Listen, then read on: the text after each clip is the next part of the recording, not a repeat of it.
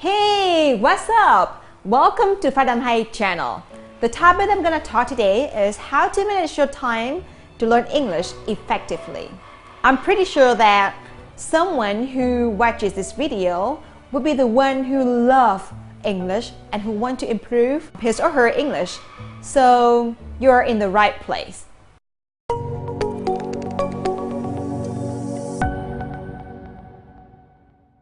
So, do you find yourself committed to big problems of English learners who often face with? Number one is procrastinate. Procrastinate means delay. It means that you probably have a thing that you should start learning English because learning English can help your life and can make your life much better. But it's just your thinking and you have no action at all about that one. That would be procrastinate. You delay it. You have a project but you delay it without doing anything.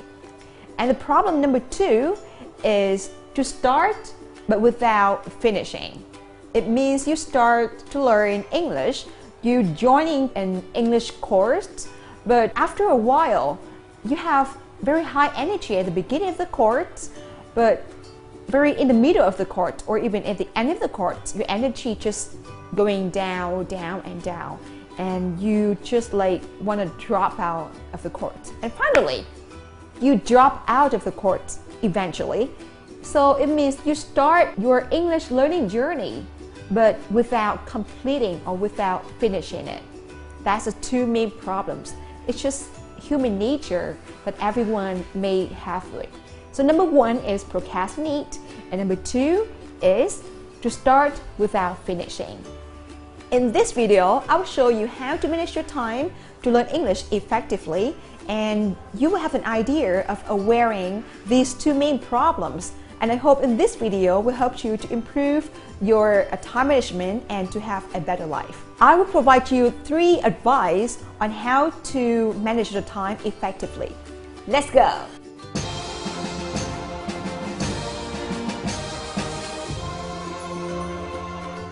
Welcome back.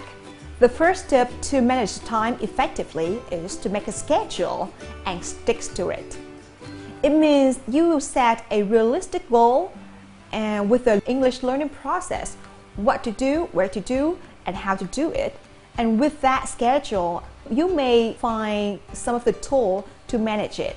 Like in my case, I will use my week schedule and I will do it at the end of the week. I just sit down and mix and just complete into the form saying that next week what I'm going to do and what is the time to allocate for my English learning process. So this is my schedule for a week, and at weekends I often just sit down and try to complete the whole table, and this is how my weekly schedule looks like.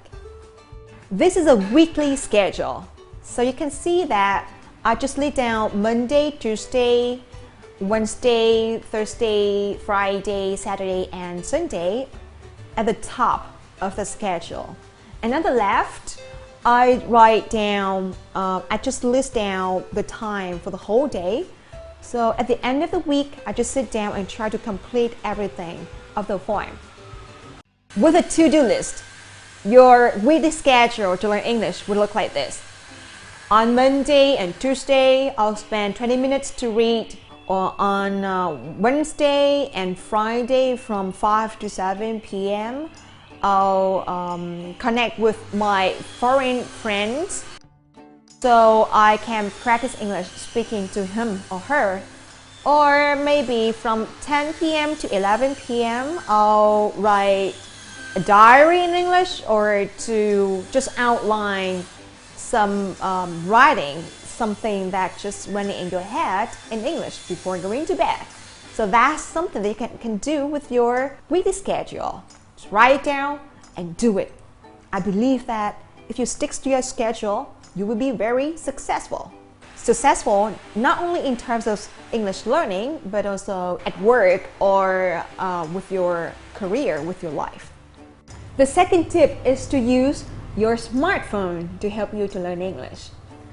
In your smartphone, delete the unnecessary apps or games that distract you from learning or from achieving your goal.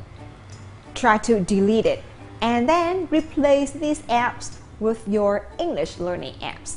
Like for speaking, you can install Elsa Speak, or for you listening, you can install the VOA Learning English in your smartphone.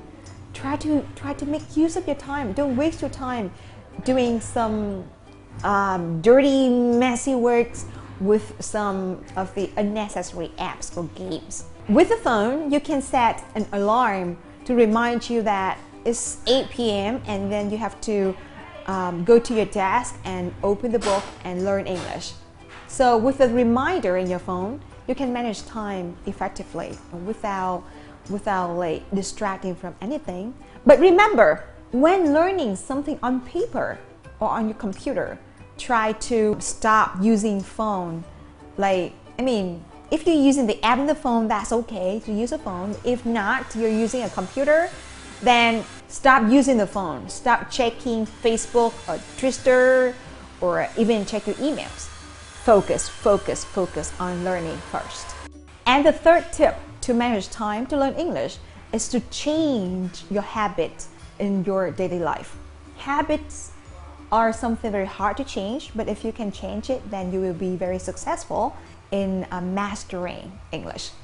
What it means by that, if you're very lazy or you hate using the traditional ways of learning English, then you can change into a more creative ways to learn English.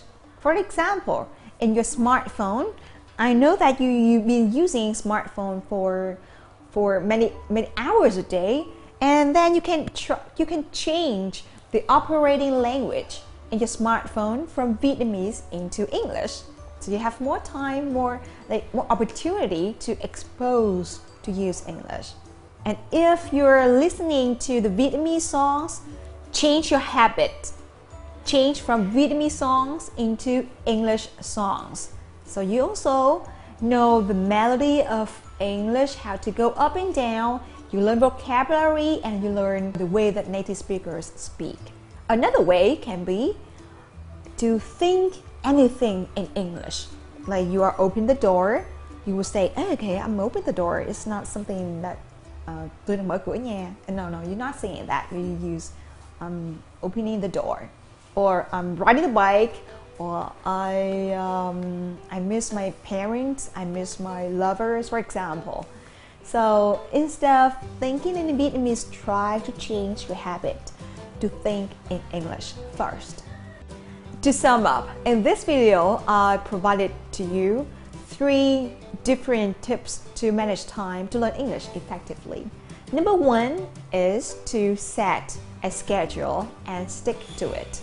And tip number 2 is to maximize your phone, your smartphone, to use some apps or to set the alarm to remind you this is time to learn English.